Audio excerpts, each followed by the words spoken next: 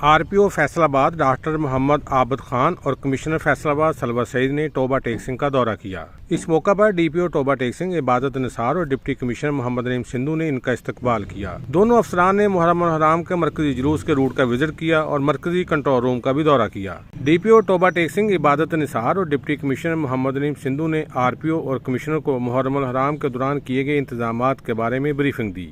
जो हमारा 7th और 10th मुहर्रम का एक सेंसिटिव रूट है कैटेगरी ए का, उधर जाकर पीस कमेटी के मेंबरान से भी मुलाकात की है और साथ हमने इंतजामात का जायज़ा लिया है, रूट को देखा है। अल्हम्दुलिल्लाह वी आर 100% सेटिस्फाइड।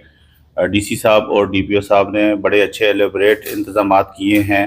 तमाम जो इंतज़ाम है जुलूसों का और मजालस का, और इसके साथ साथ एलेबरेट सिक्योरिटी प्लान इशू भी किया गया है और उसको इम्प्लीमेंट भी किया जा रहा है। बाद RPO और कमिश्नर ने deputy commissioner office Toba Tek Singh में मुहर्रम अल हराम के इंतजामात के हवाले से मीटिंग की। कैमरा